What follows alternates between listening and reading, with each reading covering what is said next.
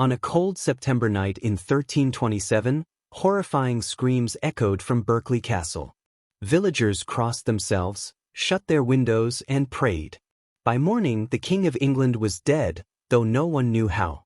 This is the story of Edward II, the king who died screaming, a tale of betrayal and mystery that still unsettles historians. Edward was born on April 25, 1284, at Carnarvon Castle in northern Wales, built by his father Edward I as a symbol of English power. He was the king's youngest surviving son and the first to hold the title Prince of Wales. From birth, his life carried heavy royal expectations. His father, known as the Hammer of the Scots, was a strict and formidable ruler who valued conquest, law, and order. He demanded strength and obedience from everyone, especially his children. Unlike his father, Edward preferred peace and creativity over war.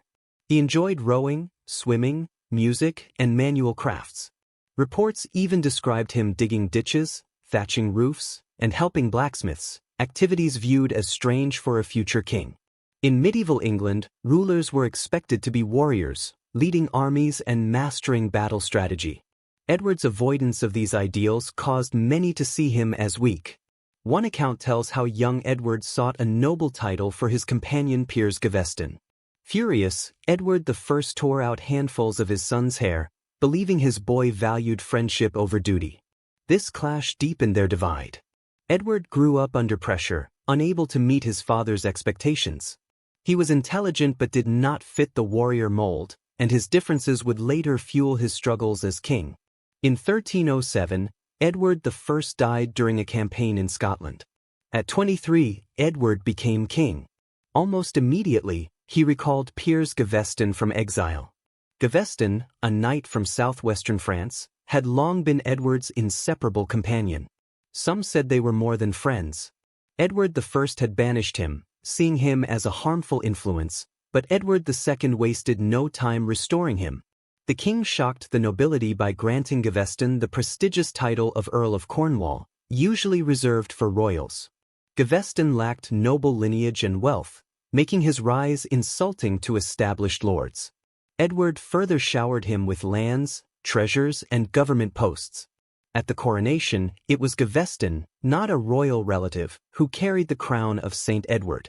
The nobles began to whisper, questioning the nature of the bond between king and favorite. At the same time, Edward had married Isabella of France, daughter of King Philip IV. She was only 12, and the marriage was meant to secure peace between England and France. Instead of honoring his queen, Edward spent the wedding festivities focused on Piers Gaveston. Some gifts meant for Isabella were even given to him. This insult humiliated the French royal family and damaged Edward's reputation.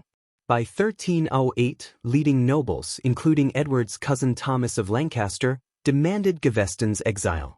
Edward agreed but repeatedly recalled him, granting more power each time. The lords grew furious. In 1312, a group of barons captured Gaveston and executed him without trial.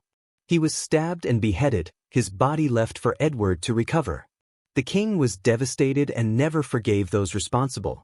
Though he made a temporary peace, he carried the grudge for the rest of his reign. The turning point came in 1314 at Bannockburn.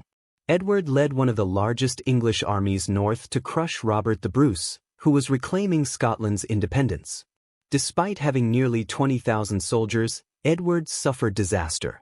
Bruce trapped the English on narrow, marshy ground, where knights and horses became useless. In 2 days, the English were crushed, and Edward fled. The defeat ended English hopes of ruling Scotland in his lifetime and shattered his credibility as a commander. Instead of reforming, Edward repeated his mistakes. He grew close to another favorite, Hugh Despenser the Younger, and his father. With the king's favor, they seized land, wealth, and authority, crushing rivals and taxing the people harshly.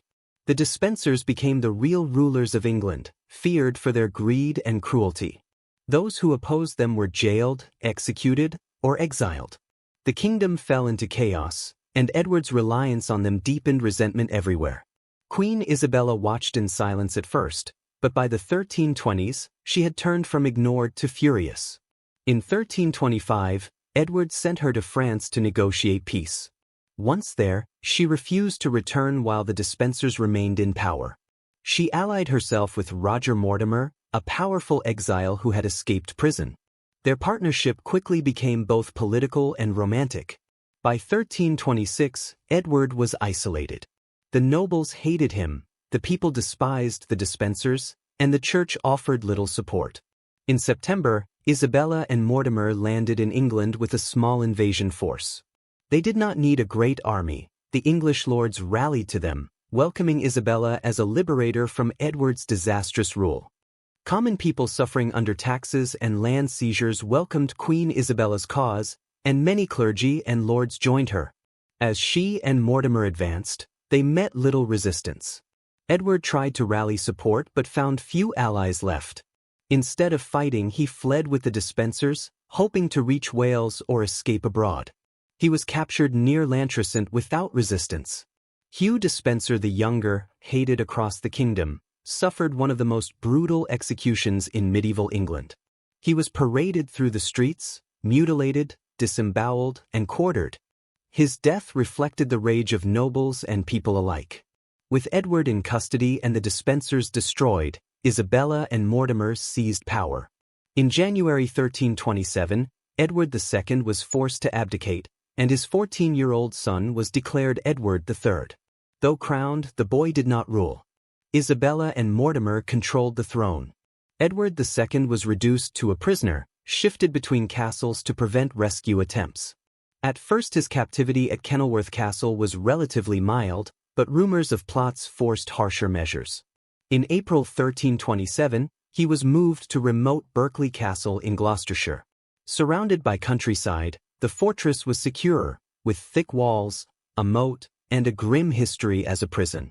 There Edward was entrusted to Thomas Berkeley, John Maltravers, and Thomas Gurney, men loyal to the regime and known for cruelty. Conditions quickly worsened. Chroniclers report he was given ragged clothes, spoiled food, and forced to ride without proper clothing, leaving him injured. At times he was deprived of sleep or confined in unnatural darkness or light. His chamber was placed above a pit of rotting carcasses, filling the air with stench meant to weaken body and spirit. The plan seemed not to kill him outright but to let disease or exhaustion finish him, avoiding the scandal of directly murdering a king.